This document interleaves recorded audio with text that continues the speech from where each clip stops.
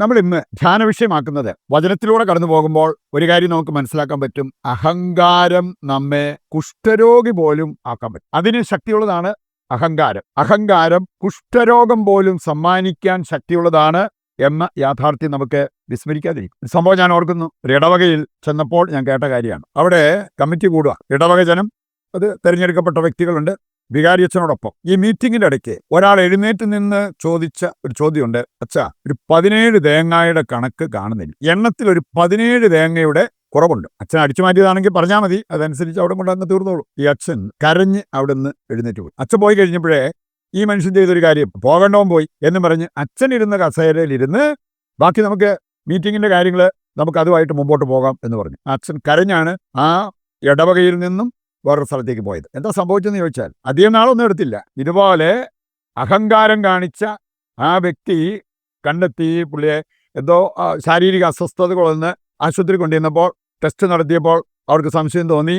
Further test നടത്തി panel of doctors അവർ confirm ചെയ്തു ആ പുള്ളിക്ക് ക്യാൻസറാണ്, അതും നാവിന് ക്യാൻസർ. ഇവിടെ അഹങ്കാരം, നമുക്കറിയാം ക്യാൻസർ രോഗമൊക്കെ നമ്മൾ വളരെ ഗൗരവമുള്ള രോഗമായിട്ടാണ് കാണുക. ഇങ്ങനെയൊരു കാര്യത്തിലേക്ക് നയിക്കപ്പെട്ടത് അദ്ദേഹത്തിൻ്റെ അഹങ്കാരമാണെന്നുള്ള ഒരു സംസാര വിഷയം ആ ഇടവകയിൽ മൊത്തം പരന്നതാണ്. നമുക്ക് ക്യാൻസർ ഇങ്ങനെയാണെങ്കിൽ അതിനേക്കാൾ ഭയങ്കരമാണ് കുഷ്ഠരോഗം. ബൈബിളിലൂടെ കടന്നു പോകുമ്പോൾ ലേവ്യരുടെ പുസ്തകം 13-ാം അധ്യായം അതിൻ്റെ 45-ാമത്തെ വചനം എടുത്താൽ അവിടെ പറഞ്ഞിരിക്കുന്ന ഒരു കാര്യമുണ്ട്. 40 മുതൽ വായിച്ചാൽ നമുക്ക് കാണാൻ പറ്റുന്ന ഒരു കാര്യമാണ്. കുഷ്ഠരോഗമുള്ളവർ കീറിയ വസ്ത്രം ധരിക്കണം, മേൽചുണ്ട് മറയ്ക്കണം, മുടി ചീകരുത്, അശുദ്ധൻ അശുദ്ധൻ എന്ന് വിളിച്ചു പറയണം. അപ്പൊ അങ്ങനെയുള്ള ഒരു വ്യക്തിയുടെ, ഒരു കുഷ്ഠരോഗിയുടെ ശാരീരിക വിഷമം, മാനസിക വ്യഥ, സമൂഹത്തിൽ അനുഭവിക്കുന്ന ഒറ്റപ്പെടൽ, ഇതെല്ലാം നമുക്ക് മനസ്സിലാക്കാവുന്നതേ ഉള്ളൂ. ഇങ്ങനെ ഒരു രോഗം പോലും സമ്മാനിക്കാൻ ശക്തിയുള്ളതാണ് അഹങ്കാരം എന്ന കാര്യം നമുക്ക് വിസ്മരിക്കാതിരിക്കും. നമുക്കൊരു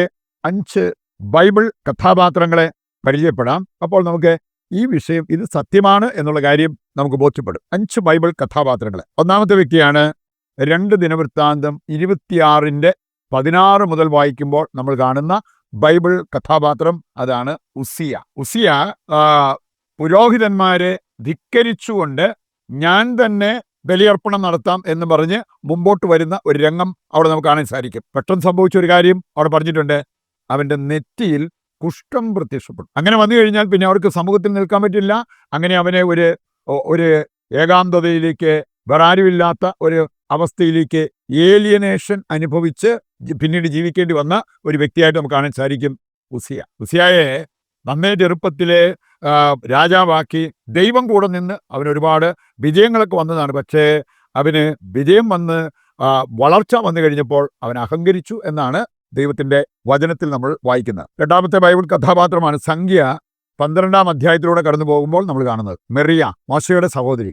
നമുക്ക് കാണാൻ സാധിക്കും അവള് ദൈവത്തിനെതിരെ, മോശയ്ക്കെതിരെ എല്ലാം സംസാരിച്ച ഒരു വ്യക്തിയാണ്. ദൈവം അവളുടെ അടുത്തേക്ക് വരിക. എന്നിട്ട് ദൈവം പറഞ്ഞൊരു കാര്യം, എൻ്റെ ദാസൻ മോശയ്ക്കെതിരെ സംസാരിക്കാൻ നിന്റെ നാവ് പൊങ്ങിയല്ലോ, അത്രമാത്രം അഹങ്കാരം കാണിക്കാൻ നിനക്ക് സാധിച്ചല്ലോ. കർത്താവ് ഇത് പറഞ്ഞു തീർന്നത് അവൾക്ക് സംഭവിച്ചത്, മെറിയാമിന് സംഭവിച്ചത്, she was turned A snow white leper എന്നാ പറഞ്ഞിരിക്കുന്നത്. ശിരസ് മുതൽ പാദം വരെ കുഷ്ഠം വന്ന് വെളുത്ത് വിളറി. ഈ സാഹചര്യത്തിൽ മോശ അവൾക്ക് വേണ്ടി പ്രാർത്ഥിക്കുന്നതും 7 ദിവസം അവൾ അങ്ങനെ തന്നെ കഴിയട്ടെ എന്ന് ദൈവം പറഞ്ഞിട്ട് പിന്നീട് അവളെ ശുദ്ധീകരിച്ച് കൂടെ വിടുന്നത്, ഇസ്രായേൽ ജനത്തിന് കൂടെ വിടുന്നത് നമുക്ക് കാണാൻ പറ്റും. അഹങ്കാരം മൂലം വരുത്തിവെച്ച ഒരു രോഗം, കുഷ്ഠരോഗം. 3ാമത്തെ ആളാണ് 2 രാജാക്കന്മാർ 5-ാം അധ്യായത്തിലൂടെ കടന്നു പോകുമ്പോൾ നമുക്ക് കാണാൻ സാധിക്കും. 2 വ്യക്തികളെ നമ്മൾ അവിടെ കാണുന്നുണ്ട്. ഒന്ന് കുഷ്ഠരോഗം മാറിയ വ്യക്തി നാമാൻ, രണ്ടാമതൊന്ന് കുഷ്ഠരോഗം ഏറ്റെടുത്തൊരു വ്യക്തി, അതാണ് ഗഹസി. എലീശായുടെ ശിഷ്യനായിരുന്നു ഗഹസി. നമ്മൾ കാണുന്നു അവന് എലീശ ഒരു സമ്മാനവും വേണ്ട,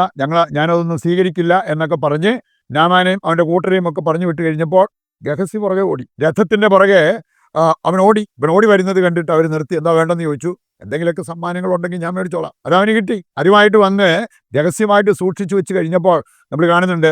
എലീശ അവനോട് ചോദിച്ചു, ഗഹസി നീ എവിടെയായിരുന്നു? അവർ ഞാൻ ഇവിടെയൊക്കെ ഉണ്ടായിരുന്നു. ഉടനെ എലീശ പറഞ്ഞത്, നീ ആ രഥത്തിൽ നിന്ന് അവർ കൈനീട്ടി സമ്മാനങ്ങൾ തന്നപ്പോൾ എൻ്റെ ആത്മാവ് അവിടെ ഉണ്ടായിരുന്നു എന്ന കാര്യം നീ മറന്നോ? അതിനുശേഷം എലീശ പറയും നമുക്ക് കാണാൻ സാധിക്കും, നാമാന്റെ കുഷ്ഠം മാറിയില്ലേ, അത് നിനക്കിരിക്കട്ടെ. ആ നിമിഷം തന്നെ അവൻ കുഷ്ഠരോഗിയായി മാറി. ഒരു പാപത്തിലേക്ക് പോയപ്പോൾ അതിൻ്റെ പരിണതഫലമായിട്ട് അവൻ ഏറ്റെടുക്കേണ്ടി വന്നത് കുഷ്ഠരോഗം. നാലാമതൊരു വ്യക്തിയെ നമുക്ക് കാണാൻ സാധിക്കും. 2 മക്കബായർ 9-ാം അധ്യായത്തിലൂടെ കടന്നു പോകുമ്പോൾ അന്തിയോക്കസ്, അവൻ അഹങ്കാരത്തിൻ്റെ ഒരു നിറവിൽ ജീവിച്ച വ്യക്തിയാണ് നമുക്ക് പറയാൻ പറ്റും. പല രീതിയിൽ അവൻ്റെ ജീവിതത്തിൽ പ്രശ്നങ്ങൾ വന്നു. അവിടെയൊന്നും അനുദപിക്കാനല്ല അവൻ നോക്കിയത്, കൂടുതൽ അവന് രോഷാകുലനാകുന്നതും പാപത്തിലേക്ക് പോകുന്നതും കാണാൻ പറ്റും. അവസാനം നമ്മൾ കാണുന്നുണ്ട്, അവൻ ജീവിച്ചിരിക്കെ അവൻ്റെ ശരീരം പുഴുവരിക്കുന്ന അവസ്ഥ, കുഷ്ഠരോഗം. അങ്ങനെ ഒരു അവസ്ഥയിലേക്ക് പോകുന്ന അന്ത്യോക്കസിനെ നമുക്ക് കാണാൻ പറ്റും. 5-ാമത്തെ ആളാണ് ദാനിയേലിന്റെ പുസ്തകം 4-ാം അധ്യായം 30 മുതൽ വായിക്കുമ്പോൾ നെബൂഖദ്നേസർ. ഇനി ആ മനുഷ്യന് സംഭവിച്ച കാര്യം ദാനിയേലിന്റെ പുസ്തകം 4-ാം അധ്യായത്തിൽ നമ്മൾ കാണുന്നുണ്ട്. 30 മുതൽ വായിക്കുമ്പോൾ അവന് ആത്മപ്രശംസ ചെയ്തു, അഹങ്കാരപൂർവ്വം സംസാരിച്ചു. ഞാൻ എൻ്റെ പ്രതാപത്തിൽ സൃഷ്ടിച്ച എൻ്റെ പട്ടണം എന്നൊക്കെ പറഞ്ഞ് ബാബിലോണിനെ വർണ്ണിക്കുന്നത് കാണാൻ പറ്റും. പറഞ്ഞു തീർന്നത് അവനുള്ള ശിക്ഷ ഉണ്ടായി. അവൻ ജനങ്ങളുടെ ഇടയിൽ നിന്ന് ഓടിക്കപ്പെട്ടു. മഴയും മഞ്ഞും വെയിലും കൊണ്ട് വിജനസ്ഥലത്ത് കിടക്കുന്ന ഒരവസ്ഥ. അവൻ്റെ രോമം പക്ഷികളുടെ തൂവൽ പോലെ വളരുന്നതും അവൻ്റെ നഖം പക്ഷികളുടെ നഖം പോലെ വളരുന്നതിനെ കുറിച്ചൊക്കെ അവിടെ പറഞ്ഞിരിക്കുന്നത് നമുക്ക് കാണാൻ പറ്റും. അഹങ്കാരം മൂലം വന്ന അതിൻ്റെ പേരിൽ ഏറ്റെടുക്കേണ്ടി വന്ന ശിക്ഷ ഈ 5 പേർക്കും ചെറുതല്ലായിരുന്നു എന്നുള്ളത് നമുക്ക് മനസ്സിലാക്കാൻ സാധിക്കും. നമുക്കിനിയും അഹങ്കാരം ഒരുതരം കുഷ്ഠമാണ് എന്ന യാഥാർത്ഥ്യം മനസ്സിലാക്കിക്കൊണ്ട്, അത് കുഷ്ഠം പോലും വരുത്താൻ ശക്തിയുള്ള ഒരു പാപമാണ് എന്ന് മനസ്സിലാക്കിക്കൊണ്ട് അതിലേക്ക് പോകാതിരിക്കാൻ നമുക്ക് പ്രത്യേകം പരിശ്രമിക്കാം. അങ്ങനെ ഏതെങ്കിലും രീതിയിൽ നമ്മൾ അഹങ്കരിക്കാൻ ഇടവന്നിട്ടുണ്ടെങ്കിൽ അനുദപിച്ച് ദൈവത്തിൻ്റെ പക്കലേക്ക് നമുക്ക് തിരിച്ചു വരാം. അഹങ്കാരത്തിൽ വീണുപോയവരുടെ മാനസാന്തരമാണ് ഒരു കോമൺ നിയോഗമായിട്ട് നമ്മൾ ഇന്ന് വെച്ച് പ്രാർത്ഥിക്കുന്നത്.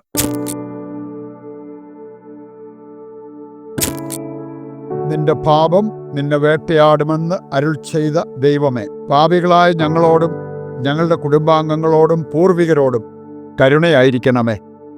ഞങ്ങളുടെ പാപം മൂലം ഞങ്ങളുടെ മേൽ നിപതിച്ച ദുരിതങ്ങളിൽ നിന്നും ക്ലേശങ്ങളിൽ നിന്നും ഞങ്ങൾ നേരിടുന്ന എല്ലാ തടസ്സങ്ങളിൽ നിന്നും ഞങ്ങളെ മോചിപ്പിക്കണമേ.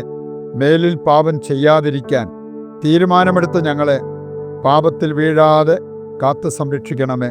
അങ്ങ് ഞങ്ങളോട് ക്ഷമിച്ചതുപോലെ ഞങ്ങളും പരസ്പരം ക്ഷമിക്കാൻ അങ്ങയുടെ കൃപ ഞങ്ങൾക്ക് നൽകണമേ. പാപരഹിത ജീവിതം നയിച്ച് ഞങ്ങളുടെ ഇഹലോക ജീവിതം അനുഗ്രഹപ്രദമാക്കാനും പരലോക ജീവിതത്തിന് അർഹത നേടാനും ഞങ്ങളെ സഹായിക്കണമേ. ആമേൻ. നിങ്ങളുടെ പ്രത്യേകമായ എല്ലാ പ്രാർത്ഥനാ നിയോഗങ്ങളും ദൈവത്തിൻ്റെ കരങ്ങളിൽ ഏൽപ്പിച്ചുകൊണ്ട് താഴ്ന്ന സ്വരത്തിൽ കർത്താവിനെ സ്തുതിച്ച് ദിവ്യകാരുണ്യത്തിൻ്റെ ആശീർവാദവും സ്വീകരിക്കാം. യേശുവേ നന്ദി. Hallelujah, hallelujah. കർത്താവേ, ഞങ്ങളുടെ പ്രാർത്ഥനാ നിയോഗങ്ങളെല്ലാം പരിഗണിക്കണമേ. അതെല്ലാം അവിടുന്ന് നടത്തി തരണമേ എന്ന് ഞങ്ങൾ പ്രാർത്ഥിക്കുന്നു. Hallelujah, hallelujah. യേശുവേ നന്ദി, യേശുവേ സ്തുതി.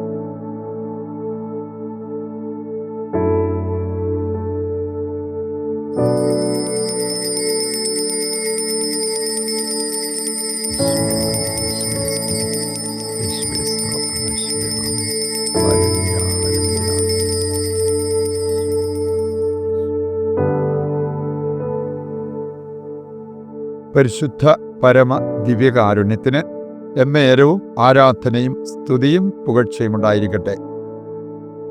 ഈശോ മിശിഹായ്ക്ക് സ്തുതിയായിരിക്കട്ടെ. മറ്റൊരു എപ്പിസോഡുമായി നാളെ വീണ്ടും നമുക്ക് ഒന്നിക്കാം. ദൈവം നിങ്ങളെ സമർത്ഥമായി അനുഗ്രഹിക്കട്ടെ.